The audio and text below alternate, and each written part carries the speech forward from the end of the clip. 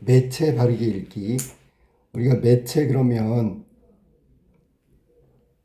보통 우리가 국어 시간에 매개체 막 이런 말 많이 하거든. 매체라는 게 영상 매체, 또 인쇄 매체, 그다음에 정보 시대의 인터넷 매체 뭐 이런 것들 있잖아. 바르게 읽기니까 우리가 보통 인쇄 매체 신문이죠, 신문. 신문을 보면서 신문의 내용을 이렇게 신문이 이렇게 글이 있어. 겉에 있는 것만 보면 안 돼. 이 행간의 의미를 파악을 해야 되는데 이 행간의 의미를 파악 못하면 제대로 못 읽는 거야. 매체도 똑같은 거야. 그럼 이제 여러 가지 매체가 나올 거야. 어? 자, 봅시다. 매체 바르게 읽기. 그림부터 한번 볼래? 이번호의 특집 기사는 찾아가자. 우리 동네 맛집이야. 그러면서 이거 봐. 비빔밥 사진을 보니 침이 고이네. 그런데 이 기사에는 음식 사진뿐이잖아. 이 기사를만 보고는 음식점을 찾아가기 어려울 것 같아. 그러니까 맞아. 다른 자료가 더 있으면 좋을 텐데. 그치. 여기 뭐 들어갈 만한 게 뭐 있을까? 딱 떠오르는 게 음식점 위치겠지. 그지? 지도 같은 거.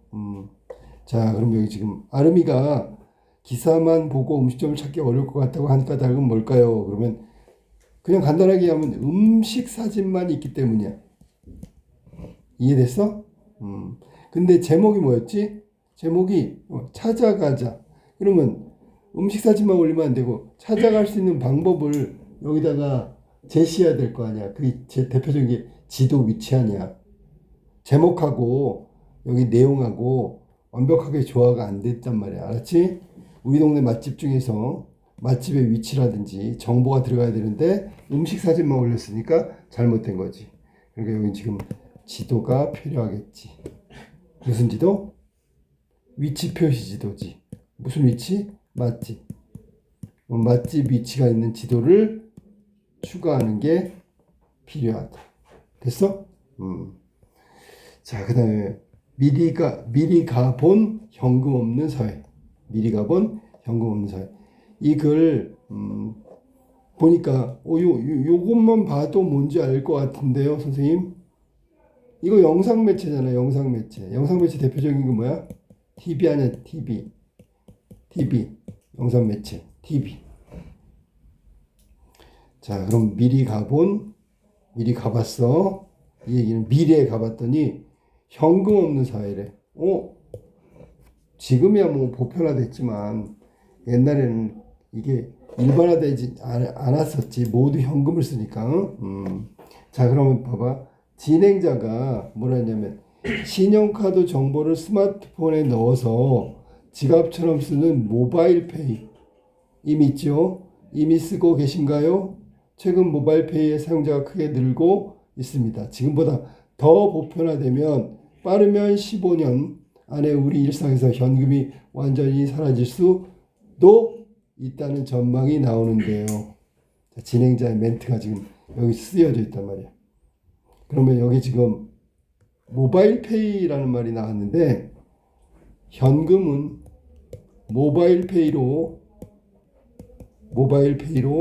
대체되는 거지. 이 대체라는 말도 좀 알아도 얘가 아니고요. 얘로 완전히 바뀌는 걸 대체라고 하는 거야. 대체. 까먹지 마. 대체된다. 오늘 뉴스에서는 모바일 페이가 현금을 대체한 미래 어느 하루를 그려봤습니다. 빵빵빵 기자입니다. 여기서 하나 더 진보되면 어떻게 되는 줄 알아? 현금을 아예 만들지도 쓸 필요가 없는 게 어떻게 되는 거냐면 예를 들어 만 원짜리 물건을 살 때 10,000원을 냈어. 9,700원이야. 그럼 얼마 거실러 줘야 돼? 300원. 그럼 현금이 필요하지? 아니, 300원을잖아. 적립하든지 아니면 이것도 계좌이체 해주는 거야. 그럼 현금이 하나도 필요 없어. 정말로. 뭐 그런 것도 있어. 거스름돈을 아예 주지 않는 거야. 그냥 현금을 안 준다는 얘기야. 원래 계좌이체하고 적립해가지고 나중에 모이면 쓸 수 있게. 그러면 아예 현금이 없어진 사회가 될 수도 있어. 가능한 얘기야. 알았어? 자, 기자가 오늘의 뉴스 모바일 페이 현금 대체. 요게 이제 앞으로 15년 안에 이 기사에 따르면 영상 매체 뉴스 기사에 따르면 15년 안에 대체된다 라고 얘기한 거야. 자, 그 다음에 기자가 하는 말 볼까?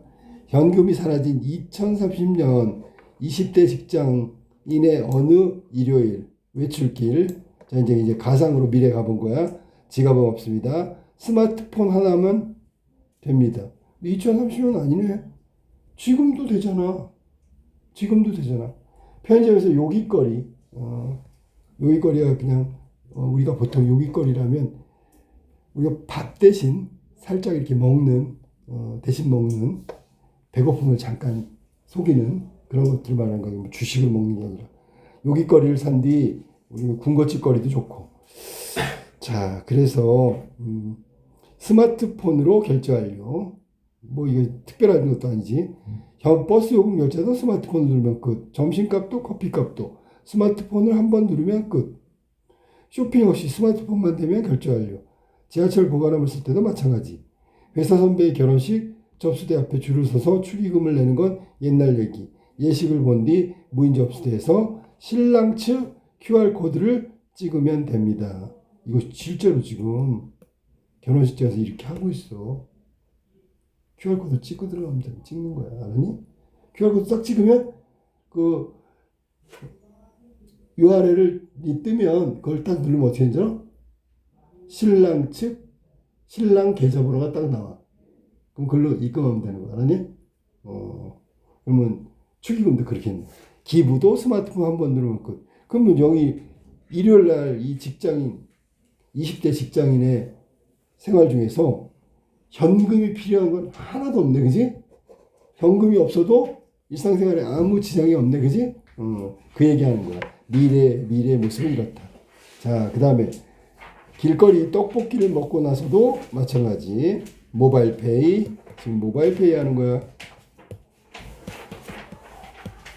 전기요금 납부도 모바일페이로. 대학생 동생 용돈도 동생 이름과 금액을 적으면 곧바로 송금 끝.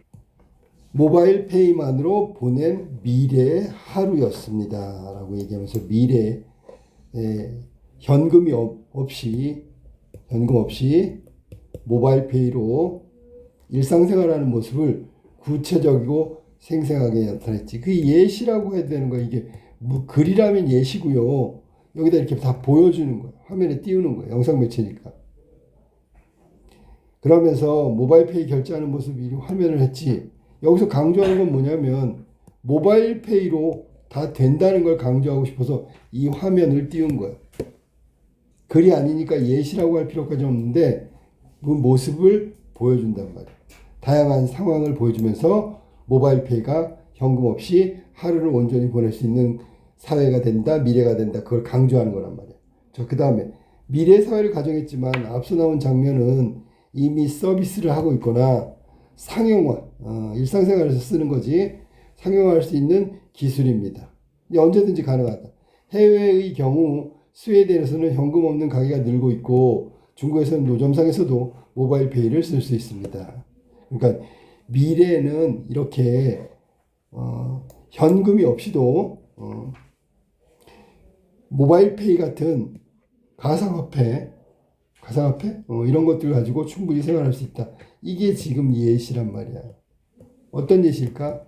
해외에서 지금 일어나고 있는 예시란 말이야. 그 다음에 여기 있는 게 무슨 뜻이냐면 현금을 사용하지 않는다. 뭐 그런 얘기야. 현금을 취급하지 않는다. 현금 필요 없다. 그런 이야기하는 거야. 자, 그 다음에 해외 사례 얘기했으니까 이번에는 하루에 모바일페이 이용액이 얼마나 되는지를 한번 얘기하는 거야. 오우. 자, 문제는 여기선 시간별추인데 1분기, 2분기, 3분기. 분기라는 건 1년을 4로 나눈 거야. 3개월 단위야. 중요한 게 뭐라고? 이거. 우상향 곡선. 점점 모바일페이가 증가하고 있다는 거. 사용이 증가하고 있다는 거. 어느 정도 볼까? 한국 모바일페이 시장은 이제 막 성장한 궤도에 올랐대. 우리가 이렇게 궤도라는 게 이렇게 딱 정해놓고 그 방향과 그 단계, 그 길을 그대로 따라가는 걸 궤도라고 해. 우리가 뭐 궤도열차 이런 거 있잖아. 저기 에버랜드 그런 데 가면 막 이렇게 레일 위에서 쫙 가는 거지. 그런 거 다 궤도열차라고 보는 거야. 거기 레일 위에서만 가는 거잖아. 그거 따라서 가는 거잖아. 그러니까 여기 궤도라는 건 방향이란 뜻이야. 알았니? 지난해 3분기 모바일페이의 하루 이용액이 294억 원이래. 반년 만에 배 이상으로 늘었습니다. 이게 어마어마하게 증가했다는 뜻이야. 증가. 이런 걸 무슨 증가라고 하냐면 기하급수적으로 증가했다.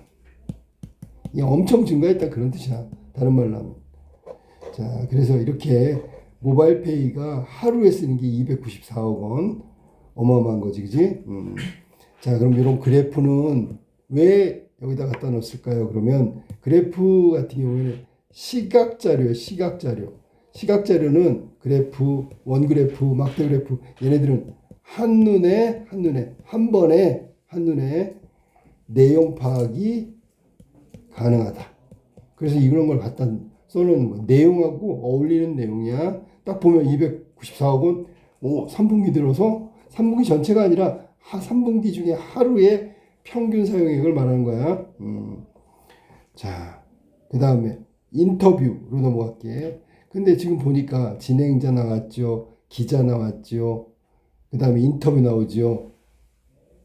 이런 것들이 보면 뉴스, 방송이지. 방송 뉴스가 가지고 있는 특징이야.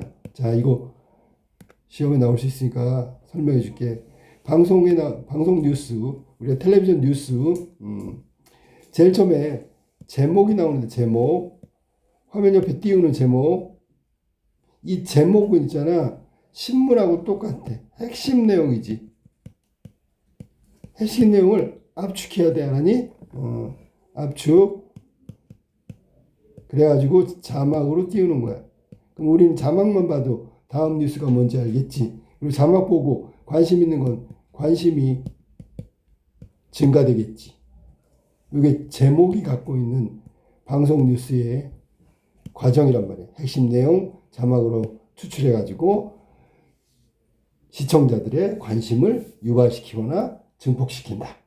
그 다음에 진행자, 2번이 이제 진행자인데, 진행자가 나와서 멘트 한단 말이에요. 멘트. 진행자 멘트. 멘트가 나와, 멘트. 아까 나왔던 거야. 자, 멘트도 역시 요약 제시다. 자, 요약 제시하는 이유는 뭐냐면, 여기서 진행자가, 앵커가 다 얘기해버리는 게 아니란 말이야. 그걸 직접 현장에서 취재한 기자가 있기 때문에, 기자가 할 기사 내용 있지, 내용을 요약 제시하는 거야. 그리고 실제로 자세한 내용은 누가 한다? 기자가 하는 거지. 기자가 리포트 하는 거야. 그러면 여기에 이제 취재한 사실이 나오고요. 기자로서의 의견이 나오고요. 기자야. 개인적 의견이 아니야. 기자로서의 의견. 이런 것들을 제시한단 말이야. 그래서 이게 지금 우리가 뉴스 보면서 알아봐야 되는 거야. 뉴스 보면서 제목 딱 보고 나서 무슨 내용인지 알겠네. 그리고 자막을 보면서 관심을 혹은 유발된다든지 집중된다. 두 번째, 앵커가 멘트를 하는데 요약적으로 제시한다. 다음에 나올 기자의 취재 내용을 요약적으로 제시한다고. 알았어? 그 다음에 기자가 나와가지고 취재한 내용을 리포트한다. 우리한테 설명해 주는 거. 그 기자의 설명 내용은 대부분이 팩트, 사실이야. 그러면서 사실에 따른 기자로서의 전망이나 평가나 뭐 이런 개인적인 의견을 같이 덧붙이는 거예요. 앞으로 어떻게 될 것 같습니다. 당장 어렵습니다. 뭐 이런 거. 이게 방송 뉴스의 순서라고 생각하면 돼. 자, 그러면 여기 또 인터뷰가 나오니까 인터뷰를 해볼까? 인터뷰. 자, 김빵빵 직장인. 저는 하루에, 물론 당연히 여기 모바일페이 사용에 대한 내용이 나올 거야. 저는 하루에 한두 번은 사용하는 것 같아요. 지갑을 꺼낼 필요 없이. 자, 요거는 편리하다는 뜻이야. 비밀번호만으로 역시 간편하다. 스마트폰 앱에 입력하면 되니까 편리하죠. 그럼 이걸 다 묶을 수 있는 건 편리하다. 지갑을 꺼낼 필요도 없고요. 비밀번호면 끝. 이게 직장인 김빵빵 씨가 모바일 페이를 쓰는 이유. 그리고 하루에 한두 번. 여기서의 의미는 그래도 하루에 한두 번은 꼭 쓴다 그런 뜻이야. 그러니까 일상에서 뭐 아까 나왔던 일상화 상용화 한다는 걸 드러내는 거지. 뭐 예를 들면 뭐 날짜를 정해놓고 쓰는 게 아니라 그냥 늘 그냥 일상적으로 쓰고 있다 한두 번씩. 그리고 편하다. 뭐 지갑에서 꺼낼 필요도 없고 현금처럼 비밀번호만 띡띡띡띡 누르면 끝나니까 편해서 쓴다라는 얘기를 직장인이 한 거야. 그래서 기자가 자 이제 리포트 또 해야지. 자 먼저 왼쪽에 있는 그림을 한번 봅시다. 그림. 한국의 지급수단별 지급수단. 자 돈 내는 거지. 이용비중. 그러면 이거 맨 왼쪽이 신용카드고요. 현금이고요. 빨간 게 체크카드고요. 마지막 계좌이체 아니 선불카드 계좌이체. 자 그러면 봐봐라. 우리가 생각해야 되는 건 뭐냐면 이거야 이거. 현금의 비중. 나머지는 다 뭔데? 모바일 페이 같이 있잖아. 가상화페이 중에 대표적인 신용카드란 말이야. 신용카드. 이것도 현금 아니지, 그지? 신용카드, 체크카드, 계좌이체. 계좌이체도 모바일로 하는 거니까. 그러면 현금의 비중이 한 10분의 3밖에 안 돼. 그럼 나머지 10분의 7은 거의 현금이 아니라는 얘기잖아. 그럼 딱 생각이 뭐야? 비중이 늘어나고 있다라는 얘기야. 어떻게 늘어나냐면 잘 보세요. 시간별 추이. 이거 2014년에서 2015년이야. 현금은 줄고 신용카드는 늘었잖아. 이해됐니? 이것도 지급수단별 추이. 추이라는 말이 뭐냐면 시간이 지나면서 달라지는 걸 추이라고 하는 거예요. 그래서 결론적으로 얘기하면 이 그래프가 얘기하고 싶은 건 현금의 지급 비중은 줄어들고 있고요. 점점 시간이 가면서 신용카드 같은 가상화폐 사용이 늘어나고 있다. 이걸 그래프로 얘기한 거야. 알겠지? 자, 그럼 현재 10개의 모바일 페이 업체가 시장의 주도권을 잡기 위해서 경쟁하고 있습니다. 반면 현금은 갈수록 사용 비중이 줄고 있습니다. 2015년에 전체 지급한 결제액 중 현금의 비중은 36%, 신용카드 결제 금액을 밑돌고 있습니다. 지금 여기서 얘기한 건 이거지요. 이거와 이거를 얘기한 거고요. 신용카드가 현금보다 더 많이 지급됐다. 사용됐다. 자, 그 다음에 나온 지금 영상 매체하고 있는 거야. 스웨덴 2030년 현금 없는 사회를 만들자. 그러면 여기서는 지금 스웨덴이 제일 모바일 페이 같은 가상화폐 사용에 가장 적극적이고 앞서 있다. 뭐 이런 의미를 한 거야. 국민의 절반 이상이 모바일 페이를 쓰는 스웨덴은 현금 없는 사회 목표 시한 딱 정해놓은 시간을 말하는 거야. 2030년으로 정했습니다. 이를 위해 스웨덴은 화폐 발행량까지 줄이고 있는 실정입니다. 그러니까 점점 모바일 페이 같은 가상화폐를 사용하면서 2030년을 목표로 정했단 말이야. 그러니까 현금 발행량도 줄이고 있다. 이게 스웨덴의 현실이야. 알겠지? 자, 그 다음에 여기 지금 보니까 중간에 뭐 빠진 게 뭐냐면 예를 들어 오케이. 자, 선생님 봐봐. 여기 이 그래프에 보니까 이 화면에 떠 있는 거 보니까 숫자가 많이 나오지. 숫자. 이거 이제 통계에서는 수치라고 그래. 수치를 하면 정확하지. 이게 객관적이야. 객관적이고 그 다음에 신뢰성이 높아지는 거지. 왜냐면 딱 정해진 숫자니까. 한눈에 파악하기도 쉽고 이런 특징이 있다. 통계 자료. 뭐라고? 통계 자료를 수치 제시했어. 그래서 이렇게 지금 기사에 여기서 기사의 객관적인 내용이라고 생각하게 하고 신뢰성도 그 업그레이드가 된다. 알겠지? 다음 우리나라로 올게. 한국은행도 다음 달부터 동전 없는 사회를 위해 시범 사업을 시작합니다. 편의점에서 물건을 산 뒤 거스름돈을 받는 대신 선불카드에 충전하는 제도입니다. 아까 내가 얘기했던 게 바로 이거야. 선불카드에 충전하는 제도입니다. 우리가 선불카드 하나 사가지고 남는 거스름돈을 거기다 충전해 주는 거야. 그러면 실제로 현금 거래가 완전히 사라질 수도 있다는 거지. 이런 식으로 하면. 대부분 있잖아. 거스름돈은 꼭 줘야 되는 거잖아. 그러니까 그건 꼭 필요한 건데 그것마저도 선불카드 같은 카드의 충전식을 바꾸면 진짜로 현금이 필요 없단 말이야. 자, 그 다음에 현금이 사라지면 금전거래가 투명해지기 때문에 불법 자금 세탁, 탈세 등을 이 줄어들 것이라는 기대감이 있습니다. 이런 긍정적인 효과죠. 긍정. 반면 나왔으니까 이 반면 나온 동시에 부정적인 건 뭐지? 가상화폐나 금은 물물교환 등 다른 은밀한 거래가 늘어나는 부작용이 생길 수도 있습니다. 보안 문제도 해결해야 됩니다. 이게 지금 부정적인 내용이란 말이야. 그러니까 이건 두 개가 상반된 거지, 그지? 그럼 여기서는 대조라고 해도 돼, 알았니? 대조. 긍정과 부정, 정반대의 그 결과를 얘기하고 있으니까 대조라고 했대, 알았니? 설명 방법 대조 뭐 이런 식으로 얘기했대. 자, 불법 자금 세탁은 뭔지 알죠? 불법적인 재산을 자기 것처럼 가장하는 일도 생길 수도 있고요.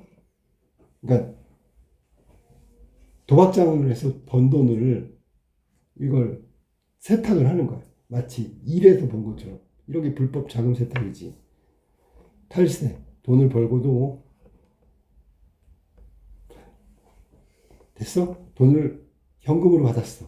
안 번 것처럼 해. 금고에 있어. 그럼 모르지 아무도. 그런데 가상화폐 이런 걸로 하면 다 찍히니까 막 순식간에 계산이 되니까 어떻게 할 수가 없단 말이야. 아니?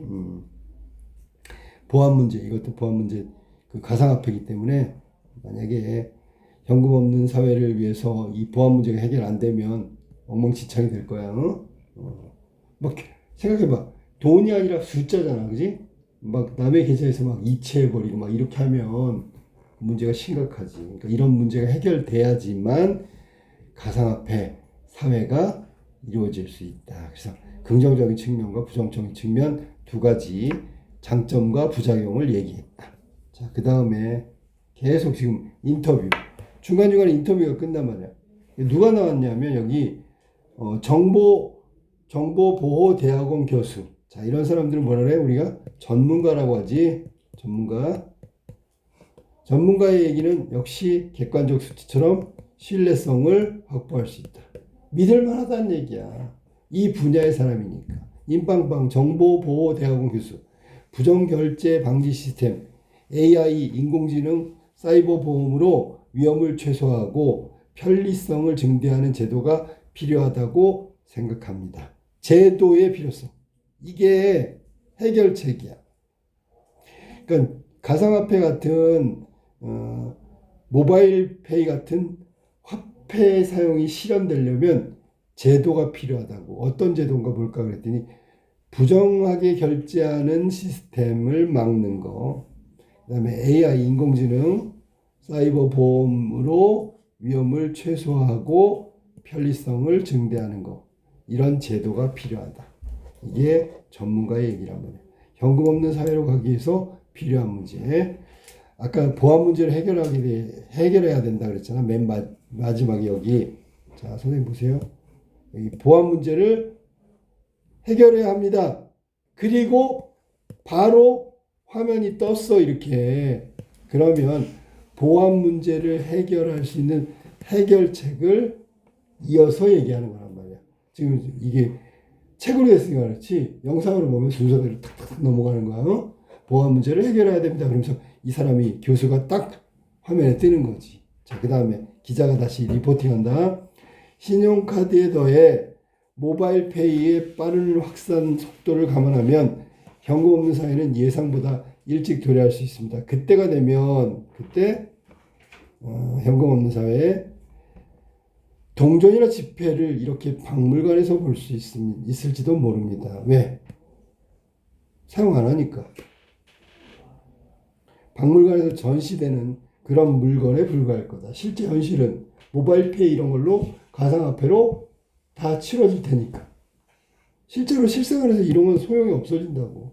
박물관에서 역사 어떤 유물처럼 전시할 거다. 다만 현금 없는 사회가 현실화되기 전에 해결해야 될 과제가 있습니다. 아까 얘기했었는데 아직 현금이 더 익숙한 노년층 등 취약계층이 차별받지 않도록 지원책을 마련하고, 첫 번째 지원책 어디? 노년층, 취약계층.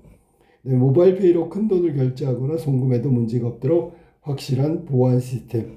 이게 기자가 말하는 현금 없는 사회가 현실화되기 위한 전제가 돼야 되지. 과제.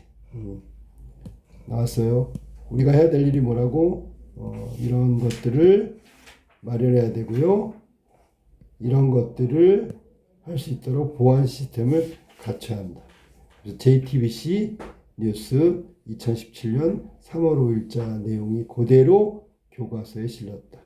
이런 거 이제 공부할 때 이거 맨 마지막은 무슨 내용이야? 그러면 이런 내용이지. 어떤 내용? 이거를 말하고 있는 거야 지금. 선생님 지금 파랗게 칠한 거 있지 이거.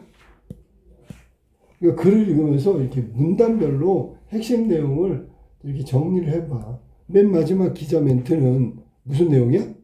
그럼 현금 없는 사회가 현실화되기 전에 해결해야 될 과제에 대해서 마지막으로 2가지 말하고 끝난 거란 거야. 알겠지? 알겠어? 여기까지가 현금 없는 사회의 미래에 대한 모습을 영상 매체를 통해서 전달하는 걸 이야기했단 말이야. 자, 그러면 이거까지 한번 정리해 볼까? 이건 방송 뉴스지. 뭐라고? 방송 뉴스야. 제목은 뭐지? 미리 가본 현금 없는 사회라는 제목이야. 자, 내용을 보니까 현금 없는 사회 어떤 직장인이 나왔어. 아까 했던 거야, 그지? 20대 직장인의 하루 일상. 현금 안 쓰고 이런 모바일페이 쓰는 거 하루 일상. 그 다음에 도표도 나왔고요. 도표.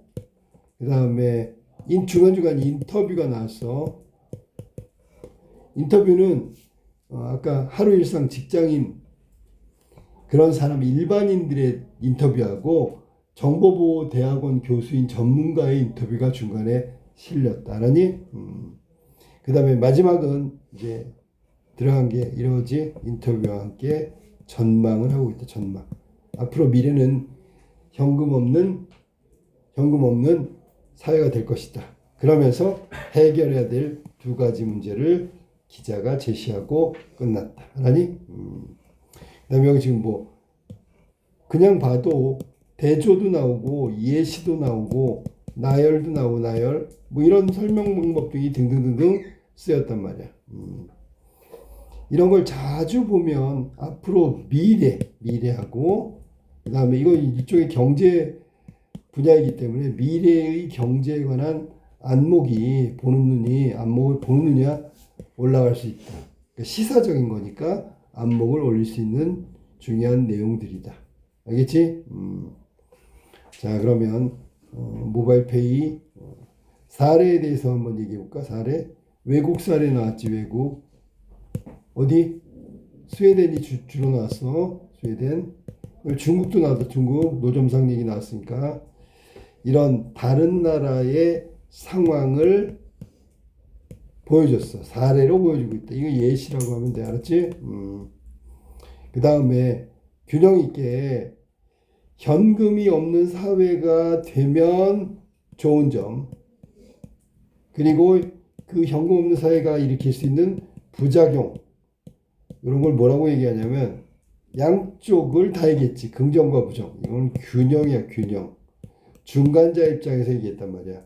한쪽만 편드는 게 아니야. 현금이 더 좋아. 아니. 그 다음에 모바일페이가 더 좋아. 아니. 그러니까 중간자라는 게 뭐냐면 현재는 지금 현금도 쓰고 있고요. 앞으로는 모바일이 될 건데 모바일이 좋아라는 한쪽 편을 든 게 아니고 균형 있게 얘기했단 말이야. 모바일이 좋을 수도 있고요. 모바일 페이가 부작용도 함께 가지고 있다. 즉 해결해야 될 문제가 있다라고 이야기하면 돼. 자, 그러면 전체 뉴스 한번 볼까? 뭘 뉴스를 보냐면, 자, 순서가 뭐냐면 제일 처음에 진행자라는데 앵커라고 할게. 앵커. 뉴스니까 앵커가 나왔어. 앵커가 먼저 도입 부분에 시작을 하는 거야. 간단하게 기자가 취재한 것 중에서 15년 안에 현금이 사라질 거다. 이렇게 멘트를 한단 말이야. 멘트. 그러려면 기자가 보도하는 거야. 이 앞에 거 선생님 정리하는 거야. 그 다음에 이 보도 내용은 직장인의 하루를 얘기했고, 아까 얘기했던 거야. 스웨덴, 중국 사례를 얘기했고, 그 다음에 우리나라 모바일 페이 시장의 현실을 얘기했어. 297억 원? 하루에 쓰는 거, 뭐 이런 거. 그 다음에 장점과 단점을 얘기했다. 이게 기자가 리포팅한 거야. 알았니? 그러면서 보안 문제에 대해서 보안 문제를 해결해야 된다. 그러면서 전문가가 등장한 거야. 기자 리포팅 마지막 부분에서는 뭐라고 얘기해야 되냐면 정리해야 되지. 기자가 이제 다 한 다음에 마무리하고 있다. 해결해야 되는 과제 2가지. 이렇게 하면서 한 꼭지가 끝난 거야. 뉴스의 한 꼭지가. 알겠냐? 자, 지금 한 게 영상 매체 중에서 방송 뉴스에 대한 얘기를 지금 내가 떠들고 있는 거야. 자, 그 다음에 여기 지금 나와볼까? 표현 방법, 표현 효과. 이 뒤에 학습 활동에 2번 봐봐.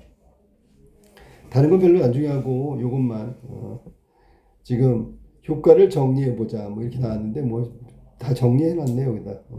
여러 장면을 이야기했어. 여러 모습을 한 화면에 한 번에 보여준다.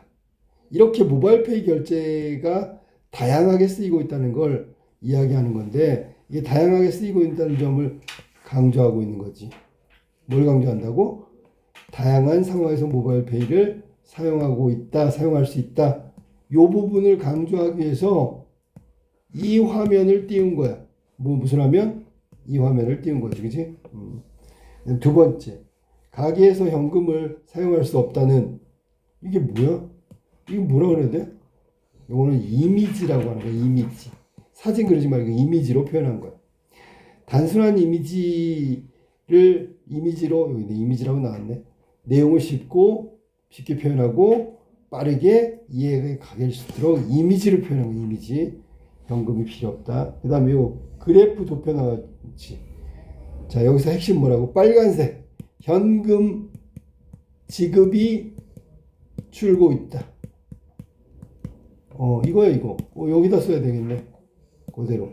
시간이 지남에 따라, 이 시간은 2014에서 2015년도로 시간이 지남에 따라서 줄고 있다. 전문가의 의견, 아까도 얘기했는데, 신뢰성이라고 하는 신뢰성. 믿음이 가. 이 사람은 그 분야의 전문가이기 때문에, 전문가는 뭘 더 많이 알고 있을 거 아니야? 그러니까 신뢰성이 올라간단 말이야.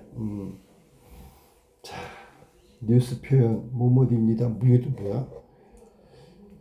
아까 나왔던 거. 이런 게 이제 여러 가지 나열이란 말이야. 나열 대칭이지. 뭐 이럴 때도 쓰고요. 이럴 때도 쓰고요. 이럴 때도 쓰고요. 이럴 때도 쓰고요. 이해됐냐? 그리고 완료. 끝. 결제 완료. 반복이지 뭐. 반복. 그럼 반복. 잘 들어봐. 이 반복이 무슨 반복이냐면 모바일 페이 사용 반복 비슷한 거야. 우리가 쓰고 또 쓰고 이걸 얘기하는 거야. 표현이 그렇다고 표현도 그렇게 나왔지만 반복이다. 자, 그 다음에 뭐 사례는 아까 나왔으니까. 자, 그 다음에 볼까? 또 있나? 뭐 특별한 거 없어. 모바일 페이를 이용하는 사람들의 생각. 모바일 페이. 자, 여기다 하나 적을래? 표현 방법에 관련된 건데 모바일 페이를 이용하는 사람들의 생각을 딱 인터뷰했단 말이야. 이 현장감이다. 뭐라고? 현장감 있는 내용을 전달하고 싶은 거야. 전달하고자 했으니까 있느냐 아니라 있게 이렇게 해야지, 그치? 두 번째는 생각을 객관적으로 보여주고 있다. 객관적. 자, 이 객관적은 뭐냐면 기자가 리포팅 하는데 기자 자기 생각이 아니다야, 아니다. 인터뷰하는 사람은 나랑 관계없는데 이 사람들의 생각이다. 그게 바로 객관적이다. 제3자의 얘기를 쓰는 거다. 마지막 매체 표현 방법 사진 도표 그래프 시각 자료라고 하는 거야. 인터뷰 동영상 인터뷰는 이것도 시각 자료라고 해야 되겠지. 동영상도 마찬가지고 표현 방법의 적절성을 평가한다. 자, 첫 번째 표현 방법 생산자의 의도 파악. 두 번째 매체에 담긴 내용을 설명하는 대상, 개념이 적절한지, 적절성. 자료가 글의 내용을 이해하는 데 도움이 되는지 판단하며입니다. 맨 끝에 이렇게 파악하며 읽는다, 판단하며 읽는다 이렇게 되어 있어. 그러면 얘는 의도 파악이고요.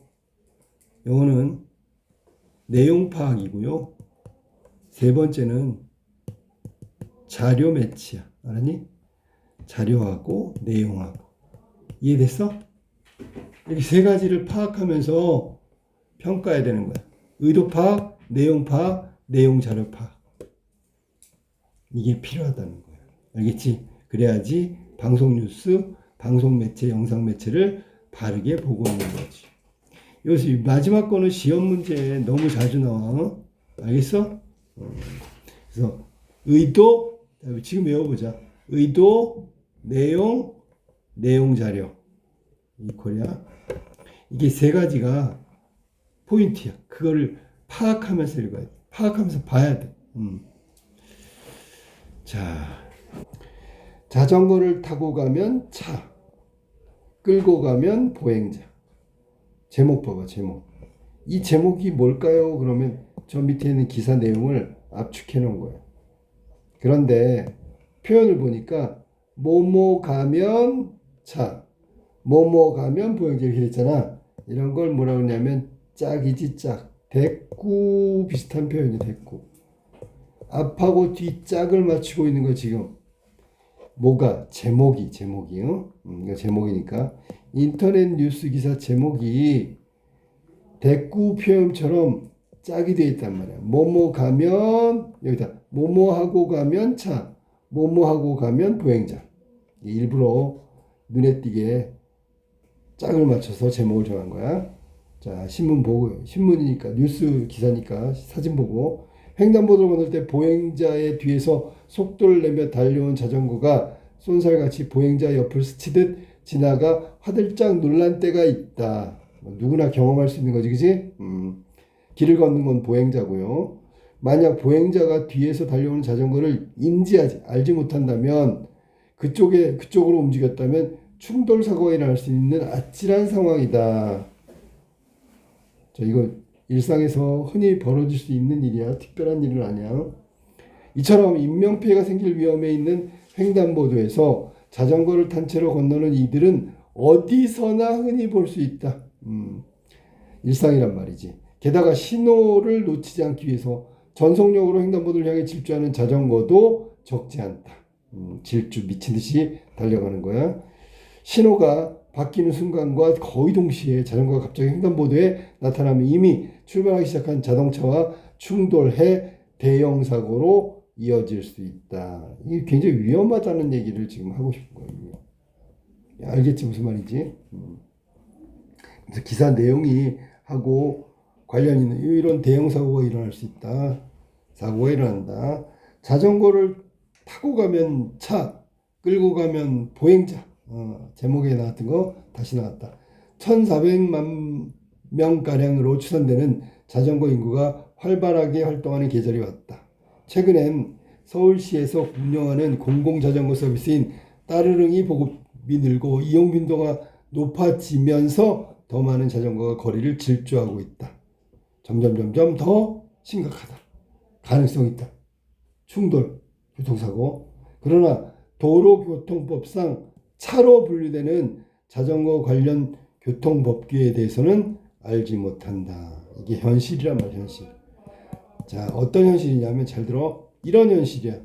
이렇게 많이 타는데 도로교통법상 차로 분류되는데 자전거 관련 법규는 알지 못하는 게 지금 자전거 라이더들의 현실이다 라고 얘기하는 거야. 심각하다고 봐야 되겠지. 자, 우선 횡단보도에서 잘 모르는 거야. 이렇게 횡단보도에서는 자전거를 타고 건너서는 안 된다. 첫 번째 뭐라고? 횡단보도에서는 자전거를 타고 건너서는 안 된다. 이게 첫 번째. 이 도로교통법상의 자동차 교통법규야. 자전거에서 내려서 끌고 가야 한다. 그 다음에 자전거에 사람이 탔을 때는 차가 되고 사람이 끌고 갔을 때는 보행자로 인정되기 때문이다. 그래서 1번처럼 해야 되는 거가 이유가 나오는 거야. 이유. 자, 자전거를 횡단보도에서 내려서 끌고 가야 되는 이유는 뭘까요? 그러면 자, 횡단보도에서 보행자로 보호받을 수 있는 건 끌고 왔기 때, 알았니? 끌고 왔을 때. 타고 가면 보행자로서 인정을 못 받으니까 부딪히면 차대차 사고가 되는 거야. 따라서 사람들이 건너는 횡단보도를 자전거를 탄 채로 건널 때는 차를 타고 지나가는 것이나 마찬가지인 셈이다. 적발되면 범칙금이 부과되며 인명피해가 나면 처벌까지 받을 수 있다. 자전거 전용 횡단보도가 표시된 곳에서만 타고 지날 수 있다. 자전거 전용 횡단보도. 이거 말하는 거야. 이해됐냐? 자, 첫 번째 법규 뭐라고? 횡단보도에서는 자전거를 타고 건너서는 안 된다. 이유는 뭐라고? 타고 가면 차, 끌고 가면 보행자. 보행자는 보호받을 수 있으니까. 이해됐습니까? 자, 그 다음에 인도에서도 마찬가지다. 사람들이 걸어다니는 인도에서는 자전거를 끌고 가지 않으면 단속 대상이 된다. 자, 그럼 여기도 또 두 번째 체크해야 되겠네. 인도에서 끌고 가야 된대. 두 번째. 따라서 자전거는 전용 도로나 차로의 오른쪽 가장자리로 통행해야만 한다. 이게 자전거 통행 그 위치란 말이야. 반대로 자전거 전용 도로에서는 자전거를 끌고 가서는 안 된다. 왜냐면 거기서는 보행자가 아니라 주행자가 돼야 되니까. 이해되냐 무슨 말이지? 내년 3월부터 전기자전거 운행도 합법화. 이미 합법화 됐어. 이거 옛날 글이라서 그래. 안전비상. 신체를 직접 이용해 속도감을 즐기는 자전거는 단순한 친환경 교통수단이 아닌 여가활동이자 건강에도 좀 매력적인 기구가 된 지 오래다. 교통수단. 이게 첫 번째 뭐라고? 자전거의 의미란 말이야. 지금은 여가활동도 되고요. 건강을 위해서 탈 수도 있다고. 이해됐어? 무슨 말이지? 그러니까 원래 자전거는 교통수단이야. 근데 지금 자전거는 여가활동의 하나가 될 수도 있고 건강에도 좋은 운동기구가 될 수도 있다고. 지난 3월에는 전기자전거 운행 관련 법안도 국회에서 통과됐다. 법안이 시행되는 내년 3월부터 만 13세 이상이면 누구나 전기자전거를 합법적으로 운행할 수 있게 돼 자전거 인구가 더욱 늘어날 것으로 예상된다. 뭐라고? 만 13세 이상 전기자전거 운행할 수 있어. 그 전에는 안 됐지. 전기자전거는 운행될 수가 없었지. 보급도 많이 안 됐고. 이에 따라 그만큼 안전의식을 더 강화해야 한다. 일단 자전거 안장에 오르면 곳곳에 위험이 도사리고 있기 때문이다. 도로교통공단 교통분석 시스템에 따르면 자 이런 거 봐. 이런 게 권위가 있는 집 단체? 권위가 있다는 게 뭐야? 아까 얘기했잖아. 신뢰성. 믿을 수 있는 단체의 얘기란 말이야. 의거하면 지난 5년간 발생한 자전거 사고는 4월에는 3월보다 32%가 증가하고 가을철까지 높게 지속되는 경향을 보이고 있다. 그러면 3월 이후에 4월부터 가을철까지는 높게 지속되는 경향. 이때 자전거 사고가 많이 발생한단 말이야. 알았니? 안전을 위해서는 자전거 교통법을 제대로 알고 지켜야 하며 필수 안전장비를 착용하고 보행자들을 우선하는 배려가 있어야 한다. 그리고 KBS 뉴스 됐죠? 이거는 이제 인터넷 뉴스 기사란 말. 뭐 인터넷을 동원했을 뿐이 사실 신문하고 똑같은 거죠. 알겠어? 자, 내용 정리 한번 해볼까? 여기는 처음에 어떤 내용이 나오냐면 아까 했었지? 위험성에 대해서 얘기했어. 자전거 주행의 위험성을 먼저 제일 처음에 얘기했다. 갑자기 질주하게 되면 자동차하고 부딪힐 수 있고 대형 사고가 날 수 있다. 나왔죠. 중간 끝 이렇게 되어 있는데 3단 구성으로 되어 있어. 중간 내용은 뭘까요? 여기는 지금 안전의식에 관련된 얘기를 하고 있지, 그지?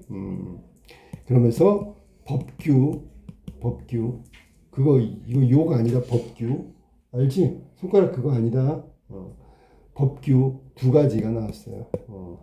됐죠? 그 다음에 자잘한 디테일한 법규도 중간에 나왔어. 법규까지는 아니어도 예를 들면 자전거 전용 도로에서는 끌고 가면 안 된다. 이런 것도 법규의 내용 중의 일부야. 알았어? 그 다음에 마지막 끝부분에서는 우리가 안전을 위해서 지켜야 할 사항에 대해서 이야기하면서 끝났단 말이야. 이렇게 신문 기사가 처음, 중간, 끝 3단 구성으로 되어 있는데 원래 3단 구성 아니어도 돼. 알았니? 근데 요 기사는 3단 구성으로 되어 있단 말이야. 그리고 여기에 지금 내용 중에서 우리가 또 눈여겨봐둬야 될 건 뭐냐면 인터넷 뉴스 기사잖아. 그지? 인터넷 뉴스 기사는 진짜 분야가 너무 다양하단 말이야. 주제도 다양하고. 그러면 우리가 이 기사를 읽을 때 주의를 기울여야 되는 건 뭐냐면 아까 배웠던 거야. 내용 의도가 뭔지를 잘 파악하면서 읽을 필요가 있어. 알았니? 의도. 이거 이 뉴스 기사, 인터넷 뉴스 기사의 의도는 뭘까? 자전거가 교통수단이 아니라 그걸 뛰어넘은 다른 의미를 가지고 있다고 그랬잖아. 여가 수단도 되고 뭐 운동기구 역할까지 하고 있다고. 그러면 그런 다양한 의미를 가진 것이기 때문에 많은 사람들이 자전거를 타게 될 거잖아. 그러면 잘 알고 타라고. 그래서 지금 주행자, 즉 자전거 타는 사람들이 알아야 될 것들, 조심해야 될 것들, 이런 것들을 알리는 일종의 정보를 제공해서 사람들을 계도가 뭐야? 좋은 쪽으로 이끌고자 하는 의도가 있는 인터넷 뉴스 기사라고 보면 돼. 알겠지? 앞에서 방송 뉴스하고 이 인터넷 뉴스 기사의 결정적인 차이는 뭘까? 이게 중요하지. 앞에 거 방송하고 방송 뉴스, 여기 지금 인터넷 뉴스 기사 결정적인 차이가 뭘까? 얘는 피드백이 된다. 피드백이 뭐야? 상호작용이 된다고. 뉴스 기사 댓글 단다고. 댓글 알았니? 이해돼서 무슨 말이지? 이건 상호작용이고 이 인터넷 뉴스 기사 이 매체가 갖고 있는 장점이자 특징이지. 이걸 잘 활용해야 된다는 거야. 자, 인터넷 뉴스 기사 읽을 때 댓글 달아야 돼. 의도 파악하고 달아야 돼. 여기다가 나는 사고 한 번도 안 났는데 내 자전거는 좋은데 뭐 이런 거 쓰면 안 된다는 얘기야. 알았어? 아 정말 그런 법규대로 해야 될 것 같아요라든지 내용과 관련돼서. 알았어? 정말 위험할 수도 있으니까 다 안전하세요. 뭐 이런 내용이 나와야지. 내 자전거는 굉장히 비싼 거라고 자랑하고 이런 거 쓰면 안 된다고. 그러면 의도를 잘못 파악하고 있는 거 알았니? 그 다음에 여기는 지금 예를 들어 보행자냐 라이더 주행자냐 이렇게 했을 때 어떤 특정한 대상을 중심으로 써서는 안 된단 말이야. 이런 것들도 파악하면서 읽어야 된다. 알겠지? 그래서는 자전거 타는 거기 때문에 주행자의 입장에서 쓰긴 했는데 이 주행자가 지켜야 될 것부터 해가지고 안전성에 대한 이야기를 하고 있다. 그러면 이걸 우리는 수용해야 되는 거지. 수용. 아 나도 예를 들어 이게 무슨 수용이냐면 주체적 수용이야. 잘 들어봐. 아 이런 법규를 지켜야 되겠네. 아니면 나는 자전거가 아니라 오토바이지만 자전거에 지켜야 될 것들을 보면서 오토바이 탈 때도 그 위험성을 대비해서 안전하게 타야 되겠네. 이런 걸 가지고 기사를 수용해야 된다는 거. 수용. 이 수용이 중요한 거야. 받아들이는 거. 알겠지? 자, 여기서 매체의 특성을 고려한 건 딱 하나. 방송 뉴스와 인터넷 뉴스 기사는 이 점이 다르다는 게 특징이야. 자, 여기까지 인터넷 뉴스 기사였어.